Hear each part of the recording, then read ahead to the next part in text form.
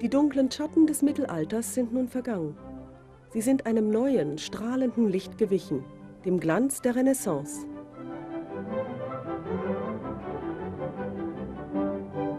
Der Mensch findet nun zu einer neuen Dimension. Er ist selbstbewusster geworden, achtet mehr auf seinen Körper, legt mehr Wert auf Schönheit, Kultur und Wissen und verlangt jetzt mehr vom Leben, nämlich auch Lebensfreude. In dieser Epoche, nämlich um 1500, erstehen gemeinsam mit Kultur und Wissenschaft auch die Künste wieder auf. Die venezianischen Maler dieser Zeit erproben völlig neue Techniken und suchen nach einem neuen Stuck, der die Schönheit und Wärme wiedergibt, die sie mit ihren großartigen Fresken und anderen Kunstwerken zum Ausdruck bringen wollen. Ein Stuck, der die Zeiten überdauert und eine raffinierte Eleganz vermittelt. So experimentierten die venezianischen Maler mit feinstem Marmor und Kalk, bis sie ein Gemisch entdeckten, das schließlich unter dem Namen venezianischer Stuck zur Legende geworden ist. Sie erfanden außerdem eine spezielle Technik zur Anbringung dieses Stucks an der Wand. Eine Technik, die aus 1000 kleinen Geheimnissen, viel Schweiß und vielen langwierigen Arbeitsgängen bestand. Leider ist diese Technik im Laufe der Zeit verloren gegangen und heute in Vergessenheit geraten.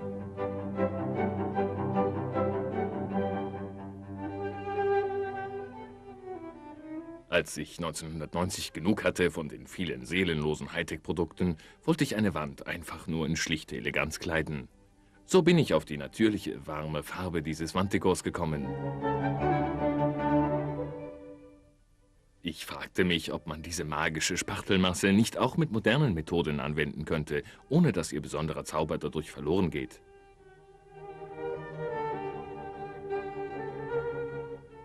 Und ob man nicht eine Anwendungstechnik finden könnte, die weniger zeitraubend und arbeitsaufwendig ist als die alte Technik der venezianischen Meister des 16. Jahrhunderts.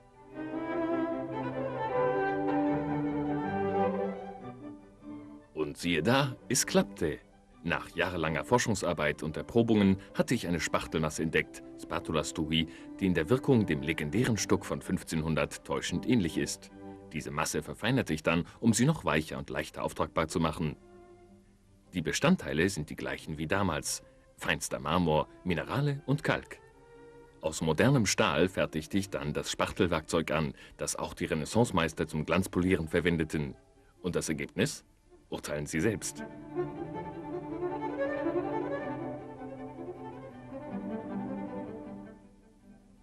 Dann habe ich auch noch einen Koffer für den neuen Künstler entwickelt, der alle erforderlichen Werkzeuge enthält und mich bemüht, einen Weg zu finden, das Spatula Stui-System überzeugend zu vermitteln. Anfangs verfasste ich wahrlich fürstliche Kataloge, die der Pracht des Produktes durchaus angemessen waren. Ich erstellte leicht verständliche und anwendbare Musterpaletten und entdeckte mit den Colori di Portofino die Schönheit natürlicher, warmer Erdfarben wieder.